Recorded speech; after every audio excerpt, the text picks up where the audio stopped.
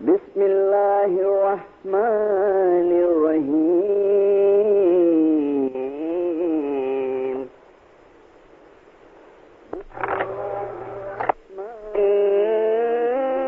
इन्नमल मुअ्मिनूना इख्वतुन फअस्लिहू बैना अख़वैकुम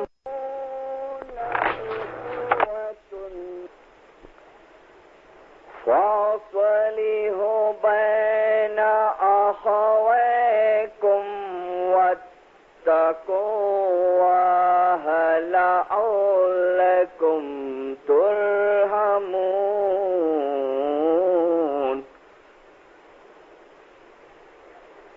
آمنت بالله وصدق الله العلي العظيم والحمد لله رب العالمين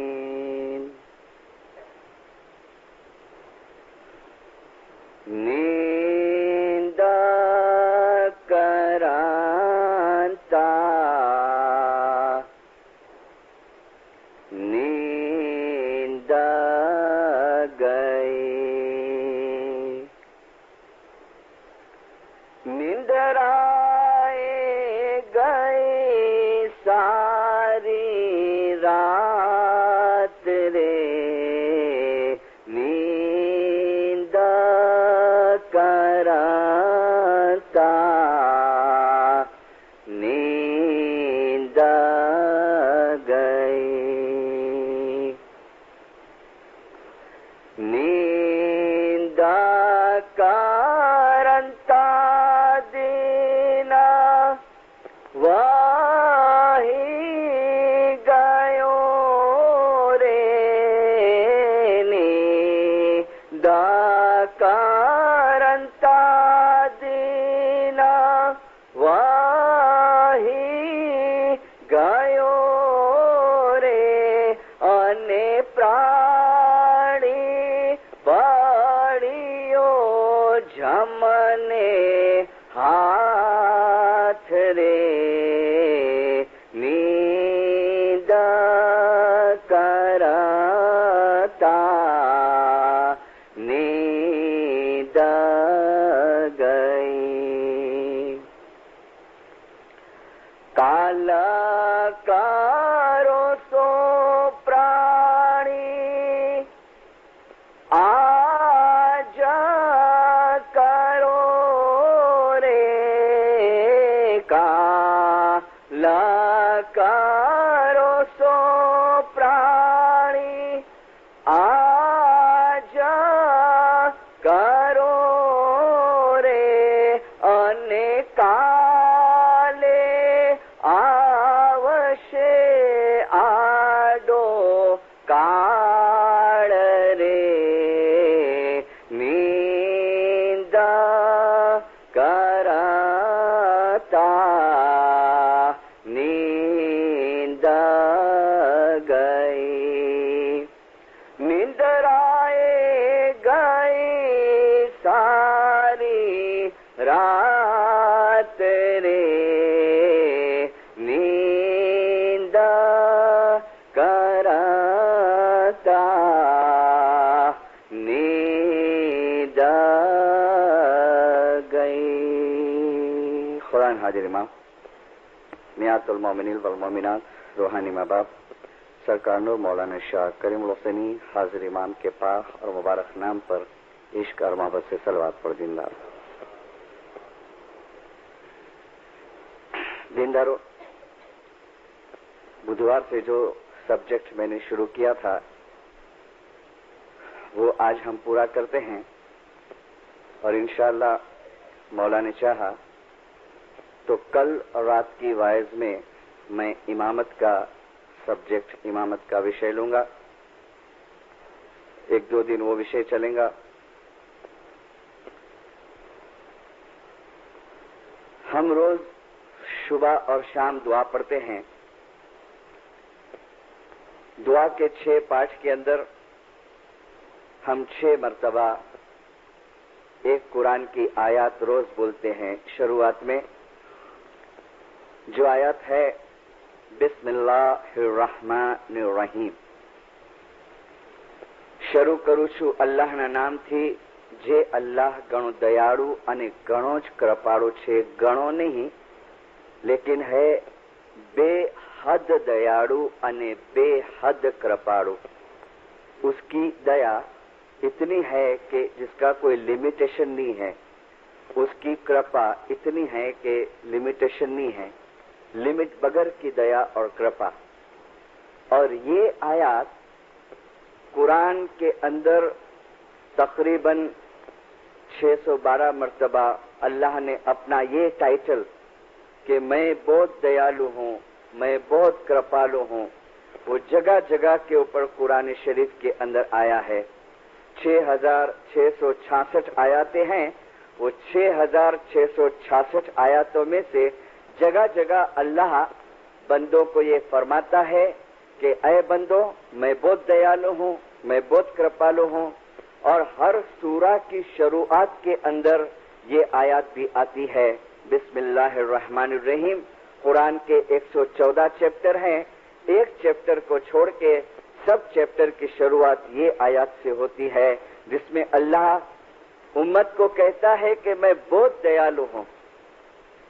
लेकिन दीनदारों, इंसानों की जिंदगी के अंदर कभी कभी ऐसे वाकयात बनते हैं, ऐसे बनाव बनते हैं कि कोई मर्तबा बंदे खुदा यानी अल्लाह को मानने वाला बंदा, वो रशिया की और चाइना की हम बात नहीं करते हैं जो नहीं मानते हैं, जो एथिक्स है, जो नास्तिक है, लेकिन जो अल्लाह में मानते हैं, ऐसे अल्लाह में मानने वाले इंसानों की जिंदगी के अंदर कभी कोई ऐसे वाकयात बनते हैं, कभी कोई ऐसे बनाव बनते हैं, तो इंसान को थोड़ा दिल के अंदर वसवसा आ जाता है कि खुदा इतना ढोल पीट पीट के फरमाता है कि हूँ बहु दयालु छूं, हूँ बहु कृपालु छूं, पर आ तो जो आ बनाव बनो, अरे खबर नहीं खुदा दयालु नहीं, खुदा तो सब बेरहम छे. बनते हैं जिंदगी के अंदर ऐसे बनाव बनते हैं.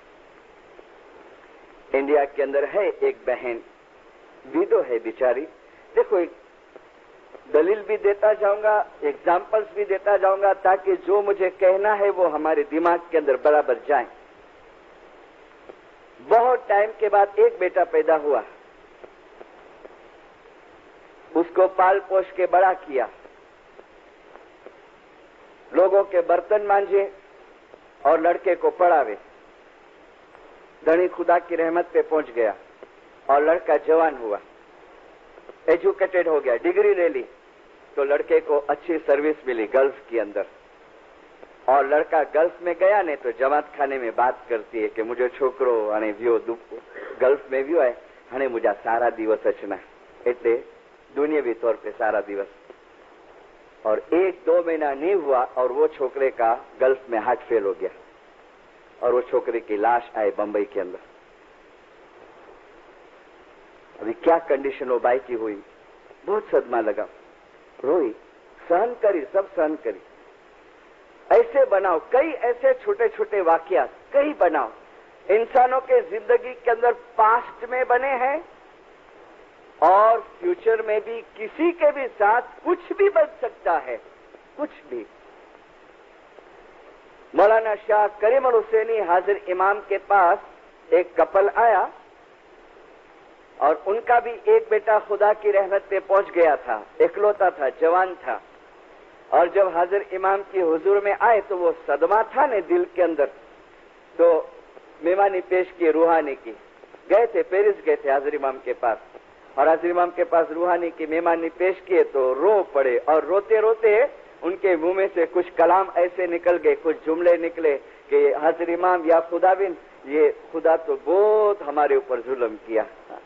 बेईमानी नहीं थे, लेकिन वो एक फीलिंग थी, अटैचमेंट था ने, खुदा बहुत बेरहम है. या हाजिर इमाम, खुदा ने हमारे बुढ़ापे के तरफ भी नहीं देखा और हमारा एक का एक लड़के को उठा लिया, वगैरह वगैरह. उनको भान नहीं था. लेकिन जब विजिट पूरी हो गई ने तो वारसियाणी मां जो थी वो कहती है दोनों जने को कि आ तमने खबर छे तमे શું બોલતા હતા હાજર ઇમામની સામે? બોલે ના, અમને ખબર નથી, તમે આવું આવું બોલતા હતા. ઓહ, या हाजिर इमाम माफ करना, हम तो बहुत बड़ी भूल किए। लेकिन मौलाना हाजिर इमाम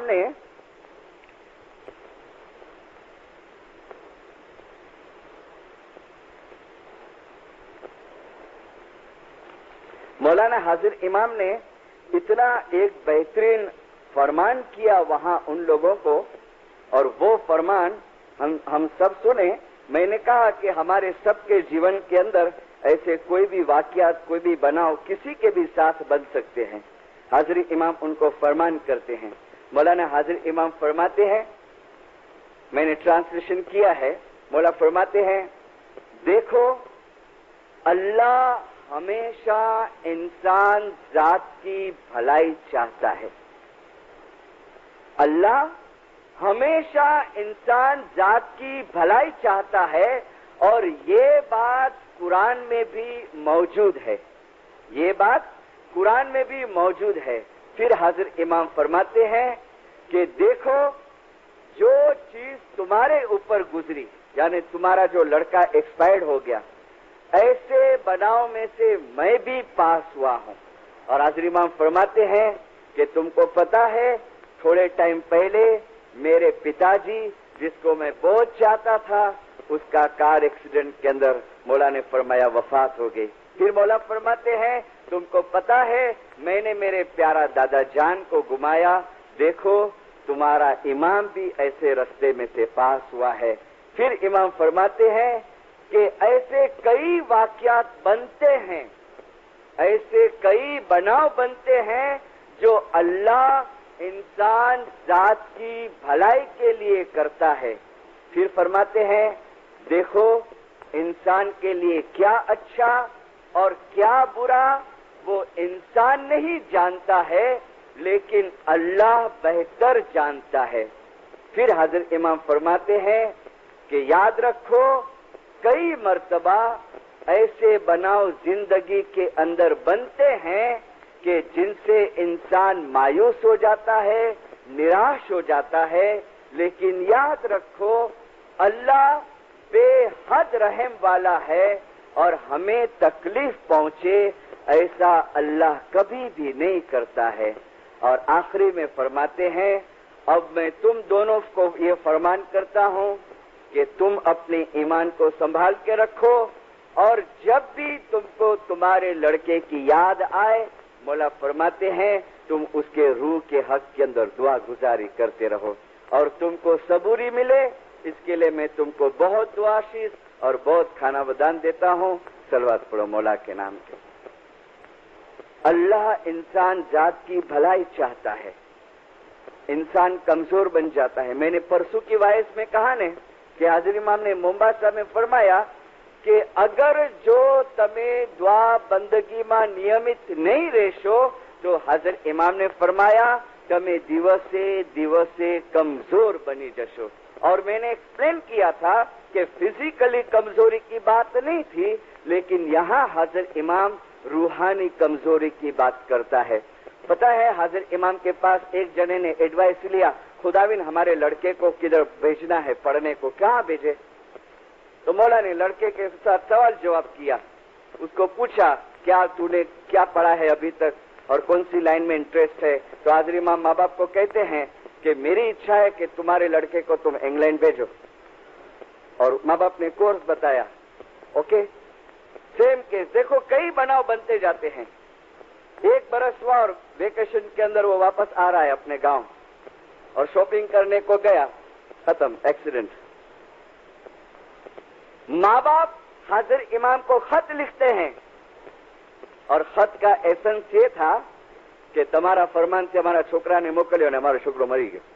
ये एसेंस था खत का, यानी डायरेक्ट अटैक हाजिर इमाम के ऊपर कि तुमने फरमान किया, हमने भेजा वहां पर, हमारा लड़का मर गया। ऐसी हालत क्यों हो गई? ऐसी हालत क्यों हो गई? कई लोग के दिमाग के अंदर गैर समझ है। क्या गैर समझ है पता है? कि असा बहु डसोन दीजे, असा बहु बराबर बंदगी करजे, बहु हाजिर इमाम जी सेवा करजे, तो असा मथे कोई तकलीफ ना अचनी खपे, असा के कोई बीमारी ना अचनी खपे, असा के व्यापार के अंदर कदे नुकसान ना थीनु खपे। ऐ शेख सजदे की कीमत न मांगो, डॉक्टर इकबाल कहता है, अये शेख सजदे की कीमत न मांगो और इबादत के बदले में जन्नत न मांगो। कसम खुदा की ऐसी जन्नत बुरी है जो इबादत को तिजारत बना डाले। कि वो जन्नत तो बहुत बुरी है कि मैं ₹1.25 यहाँ मुखी बापा के हाथ में मुश्किल आसान का दिया, मैंने सताड़े का पैसा दिया और नीचे उतरा और मेरी मुश्किल दूर न हुई कि 2-4 दिन में कुछ फर्क न पड़ा कि साहिब बराबर लगे न तो मुश्किल दूर न थे पंजे। तो बनौजुबिल्ला कि बराबर लगनो नहीं पाके। ऐ शेख सजदे की कीमत न मांगो। और ये कमजोरियां आती है इंसान के अंदर, ऐसे ख्याल और ऐसे विचार इंसान को आते हैं। मेरा एक स्टूडेंट दरिया में डूब के मर गया, वाइजिन क्लास का, और मेरे को पता चला तो घर पे गया मैं कंडोलेंस के लिए। उसकी मम्मी और डैडी कहते, मिस्त्री साहब એટલી બધી અસા સેવા કરું તા, જમાત ખાને જનર એટલો બધો ફાળો ડીના વગેરે વગેરે, अच्छा के कुरो बदलो मिलियो, अच्छा जो हकड़ो जोकड़ो छोकरो उपाड़ी गिड़ी। मैंने कहा माफ करना, 40 दिन हो गए थे, मैंने कहा माफ करना, एक सवाल पूछूं, क्या आप सेवा इसके लिए करते थे कि तुम्हारे घर में कभी कोई मौत न आवे? क्या आप पैसा का फाड़ा इसके लिए दे कि तुम्हारे ऊपर कोई तकलीफ ना आवे, तुम्हारे ऊपर कोई बीमारी ना आवे? और फिर मैंने कहा कि ये कमजोरी कहां से आई हमारे अंदर, ये थॉट्स, ये ख्याल, ये विचार। मौलाना हाजिर इमाम ने फरमाया, अगर जो तमे नहीं रहो रेग्युलर, तमे दिवसे दिवसे कमजोर पड़ी जशो, नबड़ा पड़ी जशो। मौलाना फरमाया। और आज एक फरमान में दूसरा देता हूं आपको मौलाना हाजिर इमाम का, जो कि बैतुल ख्याल का फरमान है। और माशाअल्लाह आप लोग सब बैतुल ख्याल के अंदर हैं।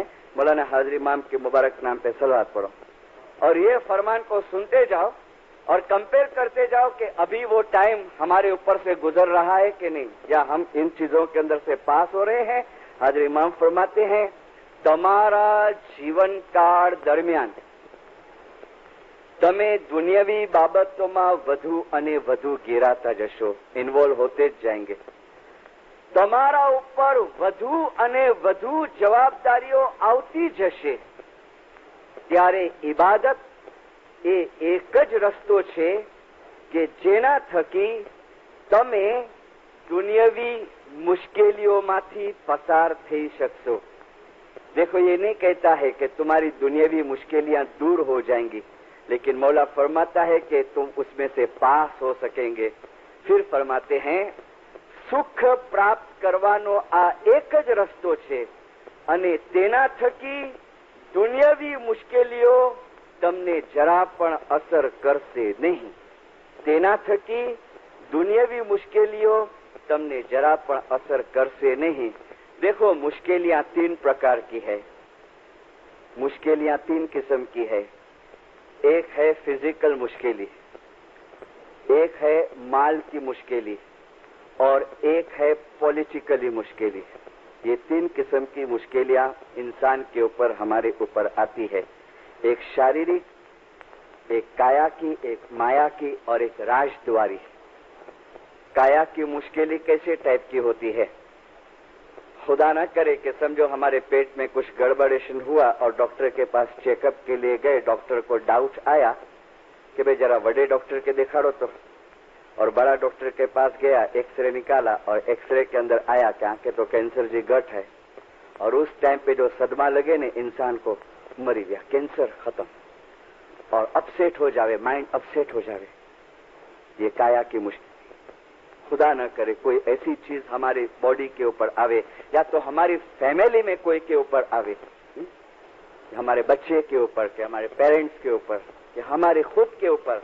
और उस टाइम पे अगर ये चीज हमारे पास नहीं होवे ने तो कंट्रोल नहीं रहे और दिमाग अपसेट हो जावे। या खुदा हाणे पूरो थे।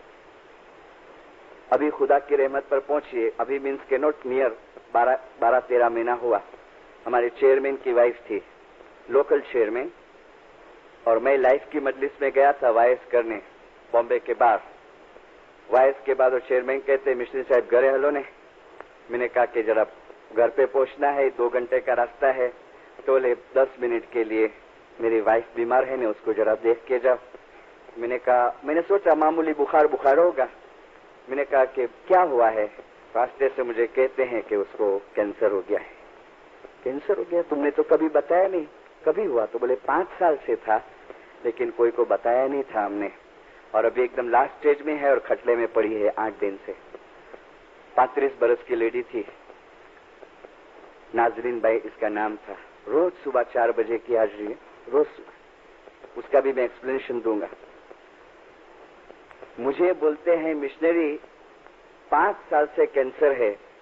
5 साल पहले जब उसको कुछ तकलीफ हुई और डॉक्टर को दिखाने गए, और डॉक्टर ने कहा कि बहन मैं छुपाता नहीं हूं, लेकिन तुमको कैंसर है, तो मिशनरी उस दिन से वो खड़े रह के नहीं इबादत करती थी।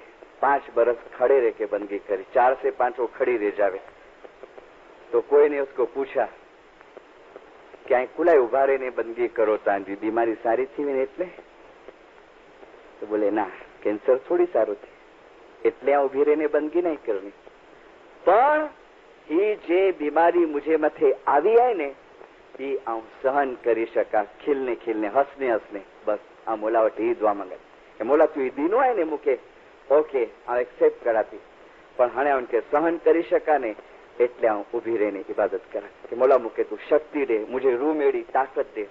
और 5 साल तक बराबर चला उसका। लेकिन छेले 8-15 दिन मैं उसके घर पे देखने को गया ने तो सोई थी, उसके हस्बैंड ने उठाया, नाज़रीन उठना, मिशनरी आया है। आंख खोली तो बोलती है कि मुझे देखा ही नहीं, झांखो झांखो बदो देखा तो। और फिर मेरा हाथ पकड़ के बोलती है मिशनरी साहब हकड़ी दुआ मांगो, मोला मुके जल्दी असल जे अंदर वासल करी दे बस, अरे मुके वधारे जीवनु नहीं। 35 ईयर्स की, 2 छोटे छोटे बच्चे उसके। मैंने फिर फरमान सुनाए, गिनान सुनाए, दाखिले दलील सुनाए उसको। और नेक्स्ट संडे, ये संडे को लाइफ होती है हमारे वहाँ, नेक्स्ट संडे वो भाई खुदा की रहमत पे पहुंच गए। मैं पहुंच नहीं सका था मैयत में, लेकिन उसके हस्बैंड को मैंने पूछा तो बोले मिशनरी साहब एंड टाइम हो 2:15 बजे। तो घर में सबको बुलाया, मेरी माँ को बुलाया, मुझे बुलाया, सबके पास माफी मांगी, न्याज मांगा, न्याज पिलाए, बच्चे के सिर पे हाथ फिराए, फिर आस्ते आस्ते आस्ते प्रेशर लो होते गया और बंद कर दी आंख। शक्ति તમારી અંદર મુશ્કેલીઓ ઉપાડવાનું બળ આવશે। ये एक शारीरिक तकलीफ है, कभी भी कुछ भी हो सकता है, कुछ भी। आज इमाम ने फरमाया ने जीवन बहुत टूकू થઈ ગયું છે। बम्बई के अंदर तो ये दिवाली यानी सितंबर मंथ और अक्टूबर के अंदर एक के बाद एक बनाव बने हैं, ये लाइट का फ्यूज कैसे उड़ जावे, ऐसे 8-10 जने उड़ गए। उस बीमारी ने, नाखून के अंदर बीमारी ने फटाफट हाथ फेल, फटाफट हाथ, सब चौंक गए। मौला ने कहा है जिंदगी टूकी है, काल तुम्हारा माटे क्यारे नहीं आवानी, कभी नहीं आने वाली है। ये एक शारीरिक तकलीफ। और एक मैंने कहा माया की तकलीफ, मटेरियल, कि कभी कोई नुकसान गया बिजनेस के अंदर और उस टाइम पे हमारा दिमाग कंट्रोल के अंदर नहीं रहा। अरे एवं थयो, इतना બધું આ 10 દિનો इतना બધું અહીં કર્યો। બંદગી એક રસ્તો છે કે તમને બળ આપશે, તમને શક્તિ આપશે, તમને ચેતન આપશે। और दूसरी मैंने कहा राजद्वारी मुश्किली, जैसे युगांडा के अंदर आई। आप कोंगो वाले उस मुश्किली के अंदर से पास हो चुके हैं और आपके किंशासा के अंदर हाजिर इमाम आपको फरमान करके गया। मुझे तो नवाई लगती है, ताज्जुबी लगती है कि आपको हाजिर इमाम खुला फरमान करके गया किंशासा वाले को, और फिर भी किंशासा की जमात जो है वो सुस्त है इबादत के अंदर और जमात खाने की हाजिरी के अंदर। मुझे बड़ा ताज्जुब होता है, सरप्राइज।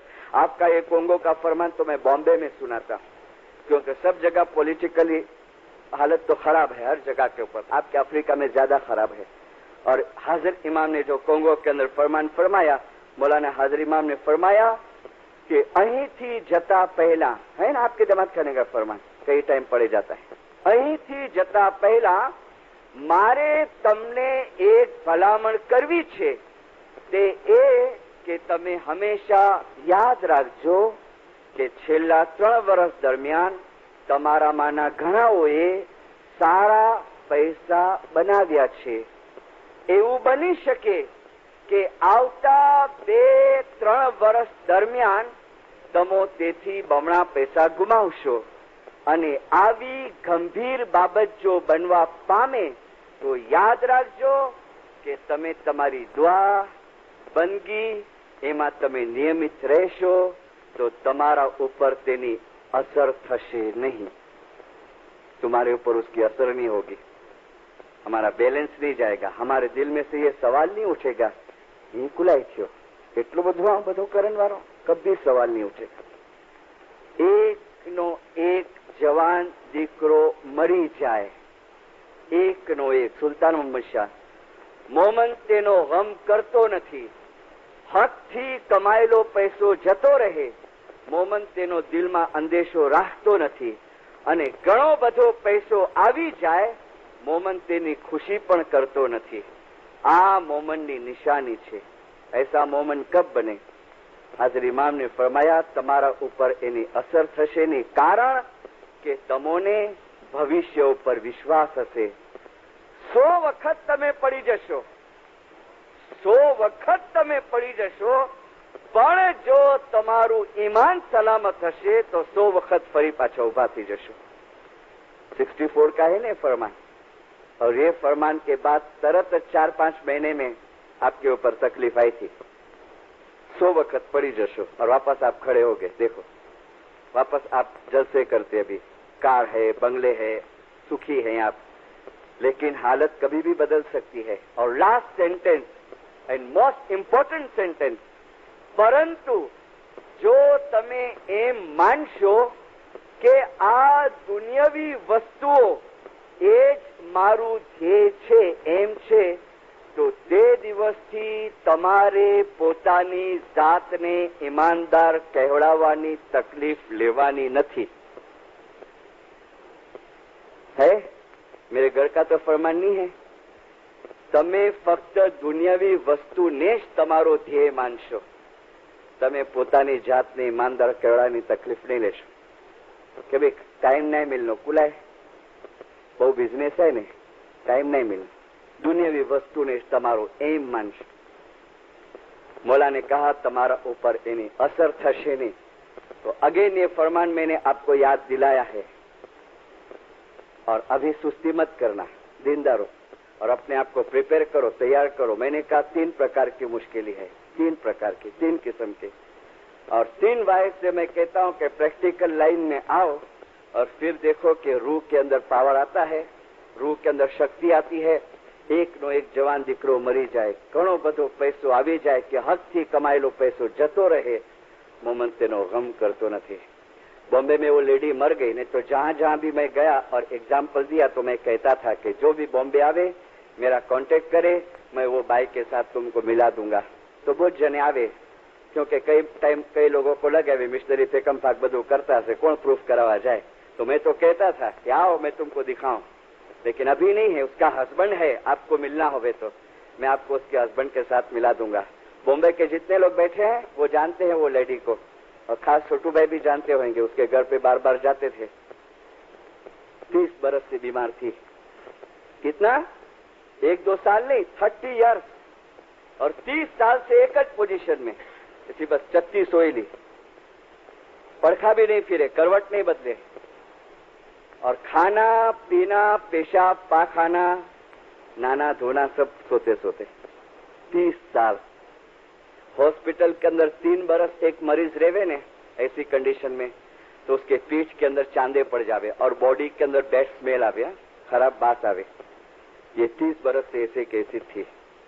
और 6 फुट की बाई, उसकी हाइट 6 फुट की थी जब व्हेन शी वाज हेल्दी। आस्ते आस्ते घटती घटती घटती इतनी हो गई। वो जब मर गए ने दफन करने गए ने तो इतनी डॉल के जैसी लगती थी। उसको कुछ बीमारी हो गई थी, डॉक्टर बीमारी नहीं पहचान सके। डॉक्टर ने कहा इसका इलाज नहीं है किधर भी दुनिया के अंदर, इसको कुदरत के ऊपर छोड़ दो। और वो बाई बस 30 साल निकाली। और फर्स्ट टाइम मेरे को कोई लेके गया कि मिस्त्री साहब चलो ने एक घर पे जाने का है, और मैं गया और देखा ना उसकी हालत, तो मेरे ये रुवाड़े खड़े हो गए। मन में बोला कि या हज़रत इमाम ये जीव कैसा है, और बात किया उसके साथ। फर्स्ट विजिट में 3 घंटा बैठा, 3 घंटा तक। और वो 3 घंटा वो बाई ने मेरे साथ सिर्फ रिलीजन की बात की, दुनिया की कुछ बात नहीं। उसने नहीं कहा कि आऊं 30 वर्ष से एड़ी हालत में आया, उसने नहीं कहा कि मुकेड़ी तकलीफ है, नथिंग, खाली धर्म की बात, हाजिर इमाम की बात तो मेरे से नहीं रहा गया। तो मैंने कहा कि गुलबानू भाई मैं एक सवाल करूं तुमको, तो बोले क्या मिशनरी? मैंने कहा मैं 3 घंटे से बैठा हूं और 3 घंटे से तुम मेरे साथ फरमान किनान की बात करते हो, हाजिर इमाम की बात करे, लेकिन तुमने एक भी सेंटेंस नहीं निकाला कि तुम ऐसे बोलती है मिशनरी साहब ना सहन थे, कोई से ना थे पढ़ाओ सहन कराती। मैंने कहा कैसे करते हो तुम सहन? तो बोले जब से मैं ये खटला पकड़ी हूं उसके आगे भी और उसके बाद भी सुबह को 4 से 5 मेरा जिक्र चालू रहता है, सोते सोते दुआ पढ़ती हूँ। ये फरमान की किताबें पढ़ी है, मैं फरमान पढ़ती हूँ और मेरे को उसमें से शक्ति मिलती है, ताकत मिलती है और मैं अपना टाइम पास कर रही हूँ। और हंसता हुआ चेहरा और बोलती है नारो ये गठ गालजे मथे 2 वर्ष से गठ निकली है, लास्ट 10 ईयर से ऐसे बॉल के जैसी गांठ है। मैंने कहा कैंसर है? बोले ना, डॉक्टर बोलते हैं कैंसर नहीं है। और बोले कभी कभी वो पानी का फुवारा कैसा छूटे थे, खून की धार छूटती है, बोले ये गांठ के अंदर से, ऐसी कंडीशन। और फ्रॉक के कुछ पिनावे ने तो लिटरली आवाज आवे, हड्डे क्या कट कट कट हड्डे टूटते जावे अंदर, इतनी बेड कंडीशन। और 30 साल निकाला बराबर और हंसते हंसते निकाला। क्या है, जादू है कुछ दीनदारों? इमाम ने ये फरमान में फरमाया તમારી અંદર શક્તિ આવશે, તમારી અંદર બળ આવશે, તમારી અંદર ચેતન આવશે અને કોઈ પણ જાતની ફરિયાદ કર્યા વગર તમે તે સહન કરી શકશો तो धर्म इस तरीके से दुनिया के अंदर काम। गुलबानू भाई मौत के पहले 6 महीने पहले हाजिर इमाम आबे शफा भेजे प्रेसिडेंट मोरानी के हाथ से, एक तालिका भेजे। हाजिर इमाम प्रेसिडेंट मोरानी को फरमाए कि तू उसके घर पे जाना, तेरे हाथ से उसको ये न्याज पिला के आना।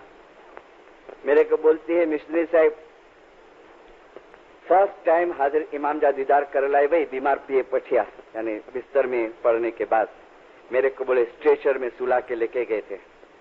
बोले वॉलंटियर्स आए, स्ट्रेचर उठाए और बाहर निकले ने तो मेरा हस्बैंड बोलता है कि આપણે હાજરી ઇમામને અરજ કરશું કે તું આટલા વર્ષથી બીમાર છે? तो बोलती है ना कई जरूरत नहीं, એને બધી ખબર છે, लेकिन बोलती है मिशनरी મારા ધણીથી રહેવાનું નહીં। અને જેવા હાજરી ઇમામ મારી પાસે આવ્યા, મારા માથા પર હાથ ફેરવ્યો, છાંટો નાખ્યો તો મારો ધણી પાછળ દોડ્યો હાજરી ઇમામના અને હાજરી ઇમામને કહે છે ખુદાબીન ये इतने बरस से ऐसी हालत में है। हाजरी इमाम बोले आई नो, हम दुआ करते हैं अच्छा हो जाएगा। अच्छा तो नहीं हुआ, मुझे पता है मौला कहता है हम दुआ करता है अच्छा हो जाएगा। अच्छा फिजिकली तो नहीं हुआ, लेकिन तुम सोचो तो अच्छा हुआ स्पिरिचुअली, उसका रूह अच्छा हुआ, उसका रूह पावरफुल। क्यों हुआ ये खुदा को मालूम, क्या राज है खुदा को मालूम कि ये सब क्यों हुआ, क्या कर्म था, क्या उसके आमाल थे, खुदा को मालूम। लेकिन खुदा ने उसको वो करेज दिया, वो सहन शक्ति दी। तो एक जवाब मेरे को दिया कि मिशनरी साहब सहन ना किए पण ही बंदगी जे अंदर से शक्ति मिले थी क्या हंसने हंसने हंसने बदो सहन कराती, हंसने हंसने। तो ये दुनिया है और दुनिया के अंदर ये सब चीजें चलती रहेंगी। તમે વધુ અને વધુ ઘેરાતા જશો, વધુ અને વધુ જવાબદારીઓ આવતી જશે, વધુ અને વધુ મુશ્કેલીઓ આવતી જશે અને એમાંથી ઇબાદત જ એક એવો રસ્તો છે કે જે તમને સાચા સુખની તમને પ્રાપ્તિ કરાવશે, સાચા સુખની। और आओ प्रैक्टिकल लाइन के अंदर और देखो दुनिया का अटैचमेंट है ने वो कम हो जाएगा। इमाम ने फरमाया ने एक नो एक दिकरो छोड़ नहीं देंगे दुनिया, माशाल्लाह दुनिया में बराबर रहेंगे, लेकिन अटैचमेंट जो आकर्षण है ने वो खत्म हो जाएगा। कैसा आकर्षण, मैं एक एग्जाम्पल देके तुमको समझाने की कोशिश करूं कि ये चीज फॉलो करने से जो अटैचमेंट है गलत खोटा माया के साथ वो अलग हो जाएगा। एक मकान के अंदर आग लगी, आग, और मकान मालिक था ने वो बेचारा दूसरे मकान में रहता था, लेकिन प्रॉपर्टी उसकी थी। तो किसी ने आके कहा कि तुम्हारी बिल्डिंग में आग लगी है, तो दौड़ा और ऐसा रोवे, अरे બધું મારો સામાન બળી ગયો છે, अरे હું લૂંટાઈ ગયો, હું ફકીર થઈ ગયો, वगैरह वगैरह वगैरह इतना चिल्लाता है। लोग शांत करे, पापा शांत થઈ जाओ, જે થવાનું હતું તે થઈ ગયું, लेकिन शांत नहीं होता है। तो एक शख्स आया और वो मालिक को कहता है રડો નહીં કાકા, ચૂપ થઈ જાઓ। અરે શું રડો નહીં, આ બળી રહ્યું છે અને રડવું નહીં? તો કે નહીં રડો, ખુશી થાવ। કે કેમ?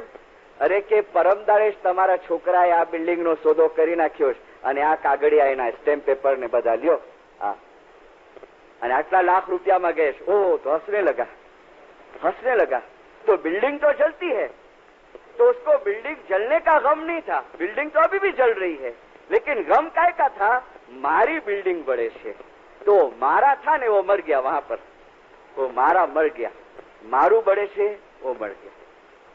तो बनगी से ये चीज आती है कि जो मारू है ने मारू मारू करता जन्म गुमाव्यो कि मुझो छोकरो मुझो पैसो मुझो ही तो जो की नहीं कुछ तेरा नहीं है, जे कई छे ए अल्लाह नी दुआओं ने आभारी छे। और ये स्टेज ये दरज्जा हाजर इमाम ने फरमाया बनगी थकी तमे तमारी जात ने ए दरज्जा सुधी ले जाओ करीम शाह ने कि आ दुनियाना दुख आ दुनियानी मुश्केलियों અને આ दुनियाना गमनी अवड़ी असर तमारा ऊपर न पड़े, अवड़ी असर यानी कभी हमारा ईमान न चले जावे। मुझे पता है शायद आपको भी तो मालूम જ होगा युगांडा में रिवॉल्यूशन हुआ ने तो कुछ ज्यादा नहीं कुछ अमुक यंगस्टर्स ने, मेरे पास है रिपोर्ट, हमारे प्रेसिडेंट के पास भी है कि हाजिर इमाम का फोटा उठा के फेंक दिया था। क्यों पता है? वो लोग कहते थे आने हमने दुखी करी नाख्या। ऐसे भी ख्याल वाले छोकरे थे हमारी जमात के। ये गलती कहाँ, ये कमजोरी आई कहाँ पर? क्यों वो लड़के ऐसे निकले और क्यों दूसरी मेजोरिटी जमात युगांडा की या तो आप कोंगो की जमात जिसको असर नहीं हुआ मुश्किली का, क्यों? क्योंकि तुम प्रिपेयर थे, अपने रूह को तुमने प्रिपेयर किया था मुश्किली के सामने लड़ने के लिए। આવતા 2 કે 3 વર્ષમાં એવું થઈ શકે કે જેટલું કમાયા છો એનાથી વધારે તમે ગુમાવશો।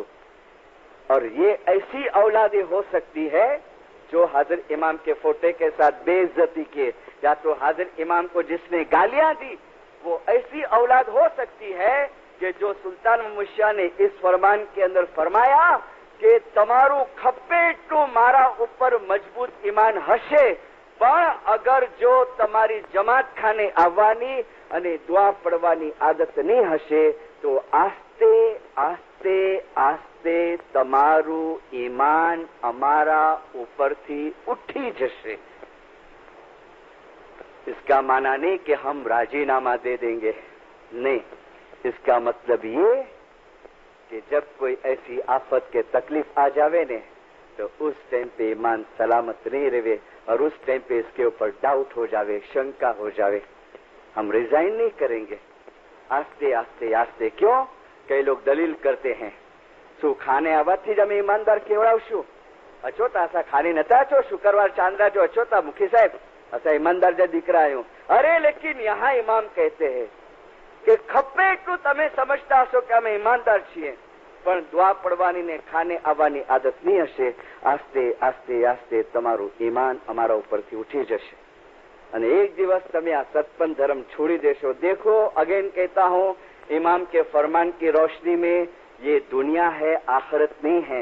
इसमें चढ़ती पड़ती नुकसानी, कभी कभी अच्छा टाइम, कभी बुरा टाइम, कभी धूप कभी छांव, ये चलता रहेगा। ये चेन चलती रहेंगी हमेशा। क्यों? ये दुनिया है। नैरोबी के अंदर है जाफर अली वारस जाफर अली मेघ जी। यहाँ आने से पहले 9:30 की फ्लाइट थी मेरी जहर की। सुबह जमात खाने से दुआ पढ़ के उनके घर पे गया, मेरे को लेके गए थे। अगले दिन कहा था कि सवार जो पहलना न्यास पीने, तो मुझे सुल्तान मूसा की सब कैसेट सुनाई, 1949 की, 1952 की, 1956 की। कभी आप जाओ नैरोबी सुनना, मिलना। मैं नाम देता हूँ वारस जाफर अली मेघ जी, जाफर अली सुलेमान। और एक फरमान इन्होंने मुझे सुनाया जो किताब के अंदर पढ़ा है लेकिन सुल्तान मूसा के वर्डिंग के अंदर सुना। सुल्तान मूसा का आवाज सुना मैंने, फिर से भूतकाल माजी पास्ट याद आ गया। और ये फरमान इस किताब में है। मैं अक्सर इंडिया में कहता हूँ कि ये फरमान को है ने जो लोग गुजराती जानते हैं हमको फ्रेम करके ने घर में रखना चाहिए। इतना बेहतरीन फरमान है, इतना अच्छा फरमान है और इतना दिल को राहत देवे ऐसा फरमान है, दिल को संतोष देवे ऐसा फरमान है। मौलाना सुल्तान मूसा फरमाते हैं, अफ्रीका के लिए मैसेज है कि रात અને દિવસ મારા વિચારો તમારી સાથે છે। જો કે આ દુનિયામાં દુઃખ અને ગમ ક્યારે અંત પામતા જ નથી. આ દુનિયામાં દુઃખ અને ગમ ક્યારે અંત પામતા જ નથી. અને દરેક જણને દુઃખ અને ગમનો પ્રમાણિક હિસ્સો ભોગવવો જ પડશે. પ્રમાણિક હિસ્સો.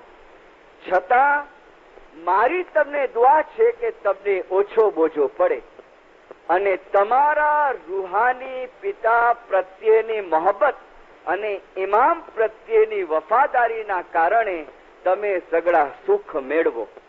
વળી અમારી દુઆ છે અને મારા દુઆશીષ છે કે પેલી દુનિયામાં યાને ઇન નેક્સ્ટ વર્લ્ડ, પેલી દુનિયામાં ખુદાવંદી શાંતિ સદા તમારી સાથે રહે.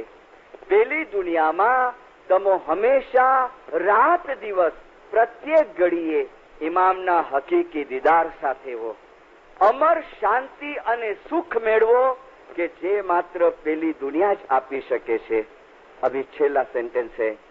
આ દુનિયા માટે હંમેશા યાદ રાખવું જોઈએ કે સગળા ઉત્તમ દુઆ આશીષો છતાં પણ बोझ जने सतारा बख्शाते हैं, बोझ जने सतारा डलाते हैं, बोझ जने मुश्किल आसान की मेहमानी लिखाते हैं, बोझ जने हाजिर इमाम का खादा खुराक का खर्च देते हैं. मैं भी कि इसमें से कई जनों की ये इच्छा होवे कि हमारी मुश्किलें दूर होवे, हमारी आफतें दूर होवे, हमारी रोजी की तकलीफ दूर होवे.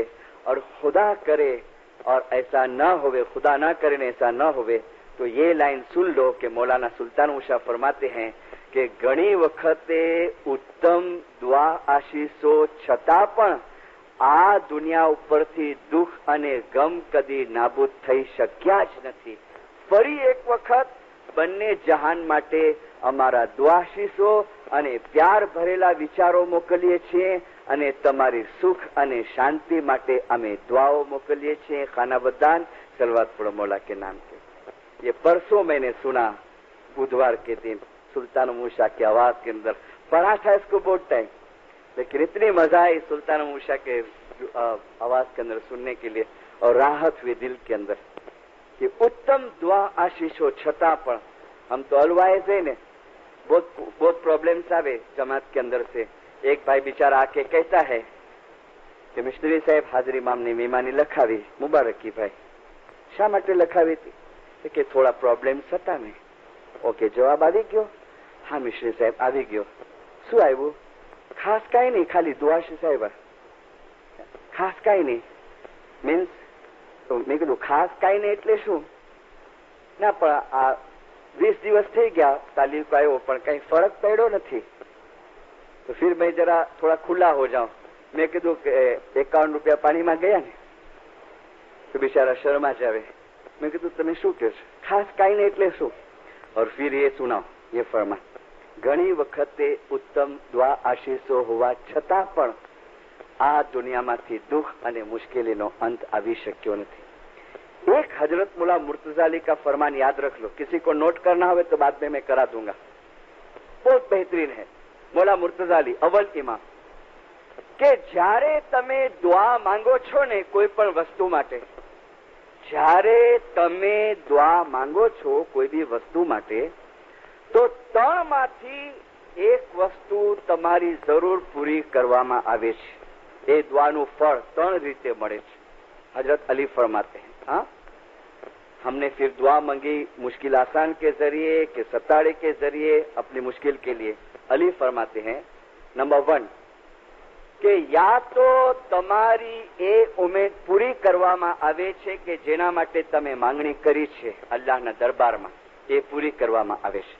નંબર 2 અલી ફરમાતે હૈ अथवा तो ये उम्मीद पूरी करवामा नहीं आती क्योंकि वो खुदा को मालूम है कि पूरी करना के नहीं. अली फरमाते हैं कि अथवा तो पछी ए दुआना बदलामा તમારી કોઈ આફત કે બલાને ટાળી દેવામાં આવે છે. જે વસ્તુની તમે માંગણી કરી છે એ તમને આપવામાં નથી આવતું, પણ તમારી કોઈ આફત કે બલાને દૂર કરી દેવામાં આવે છે. આ બે પણ ન થયું તો હજરત અલી ફરમાતે હૈ કે તમને ત્રીજી વસ્તુ આપવામાં આવે છે એ દુઆના બદલામાં કે એ દુઆનો સવાબ તમારા આખરતના હિસાબની અંદર જમા કરવામાં આવે છે અને તમને એ સવાબ આખરતમાં બક્ષવામાં આવે છે. પણ જ્યારે પણ તમે અલ્લાહના દરબારમાં હાથ ઉપાડો છો તો તમારી દુઆ બેકાર જતી નથી અને આ ત્રણમાંથી એક વસ્તુ તો ચોક્કસ તમારા એકાઉન્ટની અંદર જમા થાય છે. અભી ક્યાં કબૂલ કરના ક્યાં ન કરના ये इसकी मर्जी की बात है. जब भी तुम कुछ भी अर्ज करो, कुछ भी दुआ मांगो तो कहो कि या मौला मुझे नहीं पता है मेरे लिए क्या अच्छा है, लेकिन होवे तो तू ये कबूल करना, नहीं तो तुझे नेक रोशन है. इसके ऊपर छोड़ दो, रिजल्ट इसके ऊपर छोड़ दो, लेकिन ऐसे सजदे की कीमत ना मांग. लेकिन हजरत इमाम सुल्तान मोहम्मद शाह ने फरमाया કે અમારા કાકાના દીકરાનું જ્યારે ખૂન કરવામાં આવ્યું અને મારા કાકાને જ્યારે જાણ કરવામાં આવી કે તમારા દીકરાનું ખૂન થઈ ગયું છે તો મારા કાકાએ બે હાથ ઉપાડી અને અલ્લાહના દરબારમાં શુક્રાના અદા કર્યા. સુલતાન મુશા अपनी स्पीच में कहते हैं કે એ જમાતો તમે શું એમ સમજો છો કે મારા કાકાને એના છોકરા પ્રત્યે પ્રેમ નહોતો? ના, મારા કાકા એના દીકરાને બહુ પ્યાર કરતા હતા, પણ મારા કાકા રૂહાનિયતના બહુ ઊંચા દરજ્જા ઉપર હતા, એટલે અલ્લાહના દરબારમાં હાથ ઊંચા કર્યા અને ખુદાના શુક્રાના અદા કર્યા कि आप पण हूँ कबूल करूँ छू. शुक्र अल्हम्दुलिल्लाह, शुक्र अल्हम्दुलिल्लाह. और वो बाई दूसरे लोगों को शांत करती है. चुप थी वेनो रो मां सलवास पढ़ो मुझे छोकरिया व्याह थे था. ऐसी तुम्हारी अंदर हिम्मत आवश्यक फरमान पढ़ो, ये बुक पढ़ो, बुक स्टॉल में है, कल देखा मैंने. इबादत भविष्य में आवनार कमनसीबीओ दुखो गमो उपाड़वानी शक्ति आपशे तमने અને કોઈ પણ જાતની ફરિયાદ કર્યા વગર તમે સહન કરી શકશો. नहीं तो टाइम तो हमारे हाथ में से जा रहा है. मैंने 3 पाठ दिए. काल करो सो प्राणी आज करो અને काले आवसे आडो काल. इसमें और एक फरमान है रगत पीत का, मौलाना सुल्तान मूसा का. इंसान ऊपर जे दुख पड़े छे ते मोमन ने सुखरूप लागे छे. देखो इंसान और मोमन को अलग कर दिया. इंसान ऊपर जे दुख पड़े छे ते मोमन ने सुख.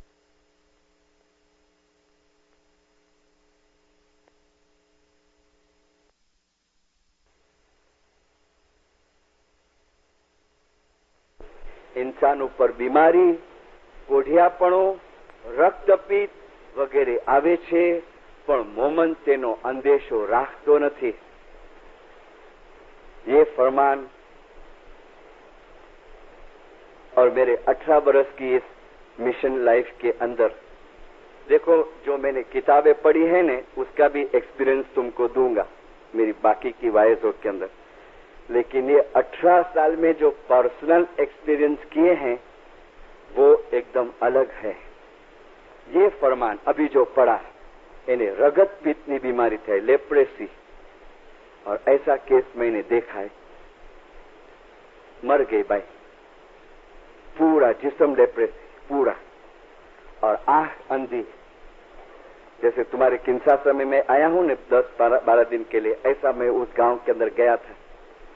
पहले दिन वायस हुई तो देखा तो चेयर पे बैठी थी बाई, लेकिन कहाँ बालकनी के अंदर. वो जमात खाने के अंदर नहीं बैठी थी, जमात खाने के अंदर भी चेयर्स रखेली थी, लेकिन वो बैठी है बाहर. तो पहले दिन तो मैंने खास ख्याल नहीं किया. दूसरे दिन देखा, तीसरे दिन देखा तो मैंने मुखी बापा को पूछा कि वो बाई बाहर की वेता है बदे जे साथे नहीं वेना. तो मुखी बापा मेरे को कहते हैं उनके रक्तपित्त जी बीमारी है, लेप्रेसी है ने एटले उड़ा छेटा वेता है. ओहो, मैं बोला कहाँ रहती है भाई? तो मुझे एड्रेस दिया कि इधर रहती है. और आंख से अंधी, बड़ी उम्र की बाई, आखा शरीर बीमारी से भरेला, आंख से अंधी. और 3rd डे 4th डे में उसके घर पे गया दोपहर को. बहुत पैसे वाले, माशाल्लाह, बंगला इतना बड़ा. तो गया, सर्वेंट था, लेके गया मेरे को. बाई कहाँ है? बोले पीछे सर्वेंट क्वार्टर में. तो उसको बंगले में भी नहीं रखा था, सर्वेंट क्वार्टर्स में रखा था. तो गया, बैठी है खटले के ऊपर. कौन छे? माजी हूँ छू हलवाइस. काले 3 દિવસ वायस करी ने बिलीव में इतनी राजी हुई. आई बेचारी एकदम दौड़ के, हाँ, और हाथ लंबा करने गई, याली मदद तो खींच ली वापस. और मुंह से बोलती है, मैंने कहा नहीं लाओ याली मदद. मैंने हाथ मिलाया उसके साथ. नहीं, तमने चेप लागी जशे, इन्फेक्शन लागशे. मैंने कहा कुछ नहीं होता है. जाली मदद मौलाली मदद कैसे है, तमे मने मड़वा माटे आया? मैंने कहा हाँ, मैं 3 दिन से आपको देखता था, मुकेश साहब के पास एड्रेस लिया, बेसो बेसो। फिर बोलती है जरा एक नजर दौड़ावी लो ने, बंगला में कोई छे नहीं ने। मैं कीधु केम? तो कहना जरा जुओ तो सही, मारो हस्बैंड के मारा बच्चाओ। तो मैंने नौकर को पूछा तो बोले नहीं, सब काम पे चले गए, दुकान पे चले गए। मैंने कहा केम माजी तमे जोवा माटे कह्युं? तो के मिशनरी આપણે હમણાં હાજરી મામની વાતો કરશું ને, અને કદાચ એ લોકોની હાજરી હોય અને એ લોકો સાંભળી જશે ને, તો પછી મને માર પડશે। क्यों? कि हस्बैंड ईशनाश्री धर्म पालता है, लड़की ईशनाश्री धर्म पाले, लड़का ईशनाश्री धर्म पाले, और ये एक औरत चुस्त इस्माइली हाजिर इमाम के ऊपर बिलीफ इसको। तो एक तो फिजिकल दुख, एक आंख का अंधापा और फैमिली का दुख, और एक के हाजिर इमाम के ऊपर बिलीफ है, इसका और डबल त्रास, उसके ऊपर और जुल्म होवे। मेरे को बोलती है कि मार એટલા માટે પડે કે એ લોકો હાજરી માં માટે અવડા અવડા શબ્દો બોલે, ખરાબ ગાળો બોલે, તો મારાથી સહન ના થાય। પછી હું સામે જવાબ આપું ને એટલે પછી મને છોકરો પણ મારે ને મારો ધણી પણ મારે ને। और फिर बोलती है पण मिस्त्री साहब હું જરાય दुखी નથી हो, ऐसा बोलती हूँ, જરાય दुखी नहीं। दोपहर का लंच का टाइम हुआ ने तो नौकरानी आई, वो एक प्लेट के अंदर रोटी ने दाल ने चावल ने सब रखेला था। वो कुतरे को कैसा फेंके ऐसा फेंकी दूर से। मेरे को बोलते जो मारो जमवानु आव्यो, और घड़ी घड़ी रिपीटेडली बोले हूँ जराय दुखी नहीं मिशनरी साहब, क्योंकि बातचीत के दरमियान में मेरा गला जरा भर के आया, तो वो अंधी थी ना, देख नहीं सकती थी, तो जो जवाब मैं देता था, बात करता था ने, तो मेरा आवाज जरा ऐसा रोने जैसा था। तो मेरे को बोलती है તમે રડો છો મિસ્ટર સાહેબ? मैंने कहा नहीं नहीं, खाली आम જ। हाँ, તમને દુઃખ થયું ને મારી હાલત જોઈને? અરે હું જરાય દુઃખી નથી, કારણ કે મારો મૌલા મારી પાસે રોજ આવે છે, મારી સાથે બેસે છે, મારી સાથે વાતો કરે છે। कैसी पागल जैसी बातें लगे ने, गांडी हुई की बोलती है मौला मेरे पास आता है, मेरे पास बैठता है वगैरह वगैरह। बोले हूँ बहुत सुखी छू, बहुत सुखी छू। आखी आखी रात बस मारी जिकर में जाए, बंदगी में जाए। जो मिस्त्री साहब गीत बनाव्या छे, गीत हाजिर इमामनी शान में, जो पलंगना गादलाना नीचे एक डायरी पड़ी है, काढो तो। मैंने डायरी निकाला और खोल के पढ़, मैंने आ लख्या कोने? तो कि मारी एक फ्रेंड छे ने, क्यारे महीने 1.5 महीने आवे, तो पछी हूँ एने कहूं कि जो आटला 5 गीत बनाव्या छे लखी नाख ने, और फिर पढ़ा ने तो अपने को लगे कैसी कैसे इमोशन के अंदर, काली गेली लैंग्वेज के अंदर हाजिर इमाम की शान में गीत बनेला हुए। बोलते है बस दुआ करो हाजिर इमाम मारू ईमान एवी ज रीते सलामत राखे ने, बस एवी रीते मैंने उपाड़ी लिए।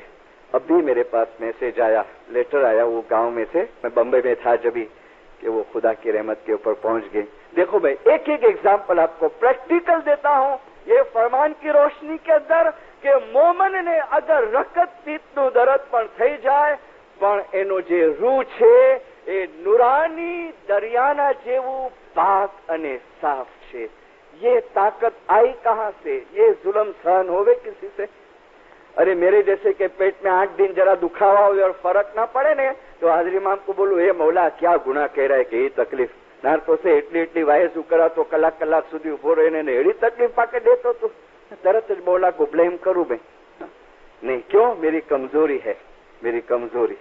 તમારી અંદર શક્તિ આવશે, તમારી અંદર બળ આવશે, તમારી અંદર ચેતન આવશે, અને કોઈ પણ જાતની ફરિયાદ કર્યા વગર તમે એ સહન કરી શકશો। 100 વખત પડી જશો, મૌલા ફરમાતા હે एक ईमान सलामत हशे, तमे फरी पाछा उभा थशो, और माशाअल्लाह हम खड़े हो गए।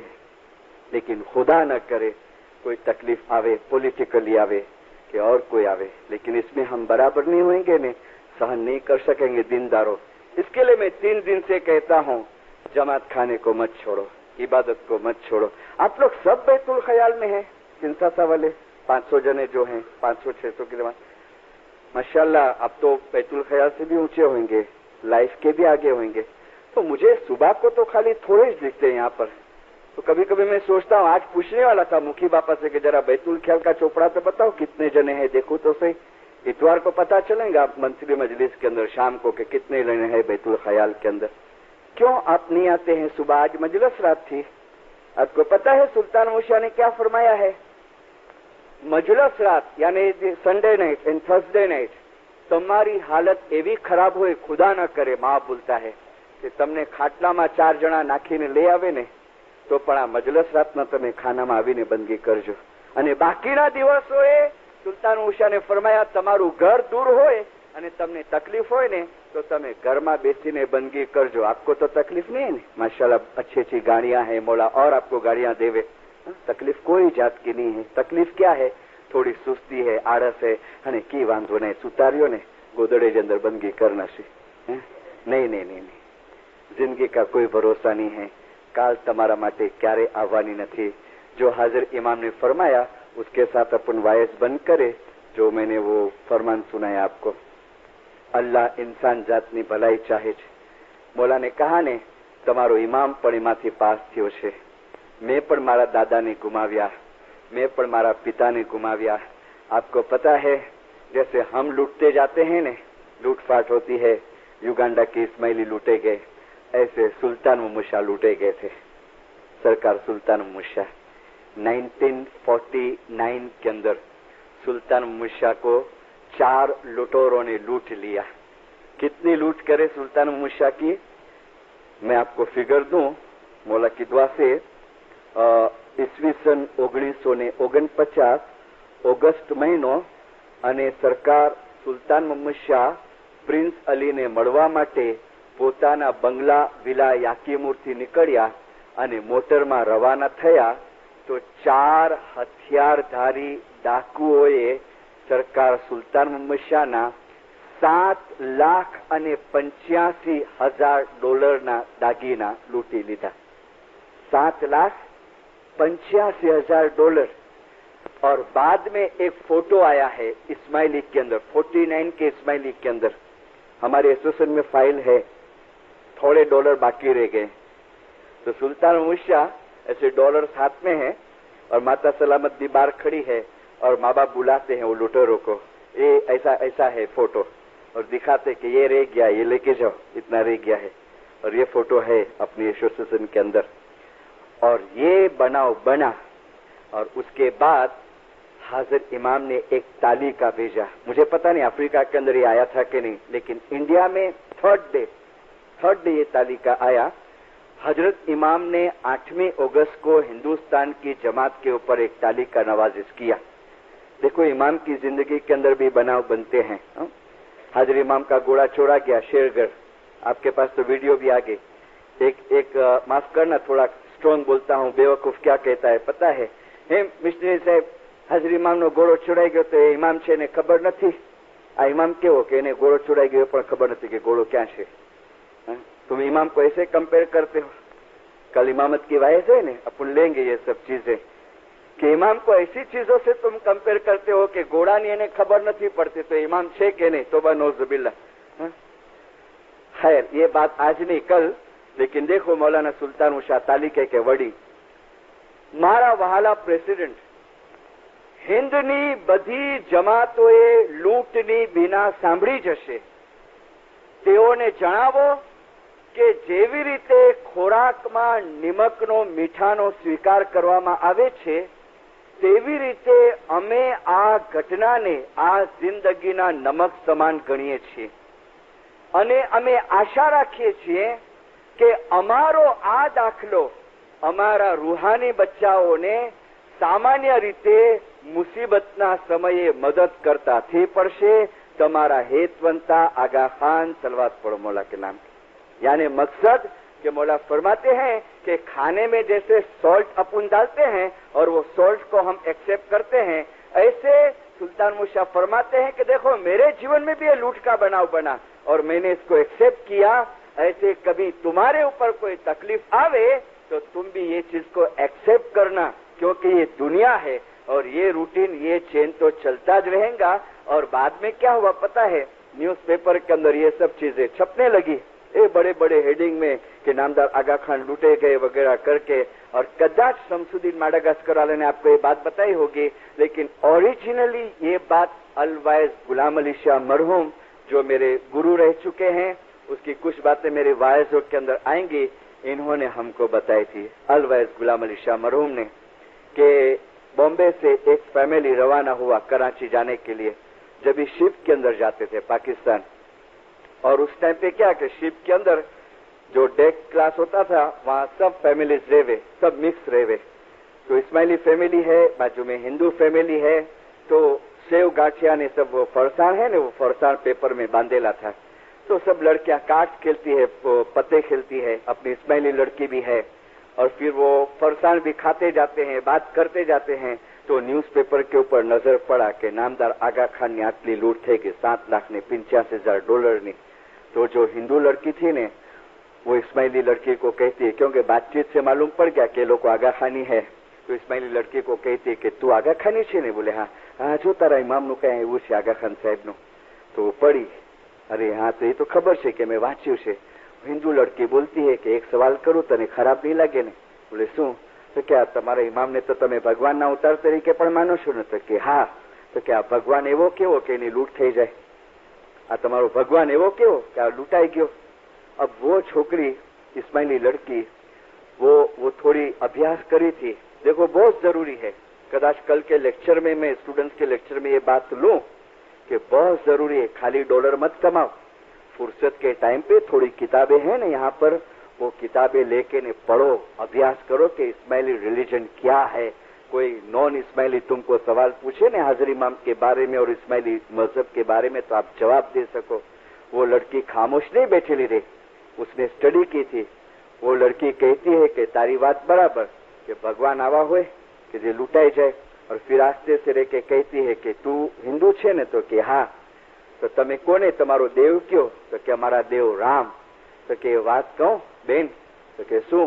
जो हमारा भगवान ना तो खाली दागीना लूटाणा, पण तारा भगवान तो आखी बायडी ज लूटाई गई थी। तने खबर छे? राम बायडी उपाड़ीने लई गया था, रावण जे हतो ए बायडी उपाड़ीने लई गयो तो बिचारी समसम गई कि आ खाली खोटो सवाल पूछ्यो। फिर क्या बोलती है हिंदू लड़की? हवे जवा देने बेन, भगवान बधा आवा ज होय के। क्या बोलती है? भगवान बधा आवा ज होय। अपनी इस्माइली लड़की ने कहा नहीं, आम नहीं के भगवान आवा न होय, पण जो भगवाने शरीर धारण कर्યું છે ને, એટલે આ પણ બનાવો એની સાથે બનતા હોય। બધા ભગવાન તો બીમાર પણ પડે, કારણ કે શરીર લીધું છે, ચોરી પણ થાય ને, લડાઈ પણ કરે ને, પણ આપણે ભગવાનને હજી ઓળખતા નથી કે હમણાંની ડિસ્કશન કરવી નથી, પણ બીજી વખતે ક્યારેક કે આવી રીતે કહીતી નહીં મને, ને તો વધારે સાંભળવું મળશે તને। ओके, शांत हो गए तो नॉलेज था जभी ने।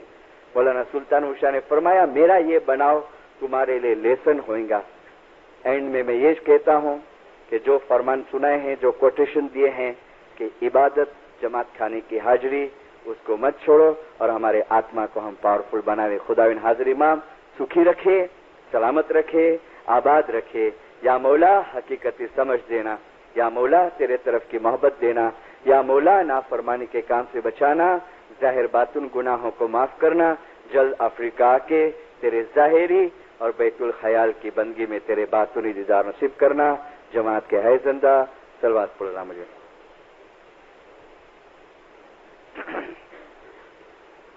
खानावदान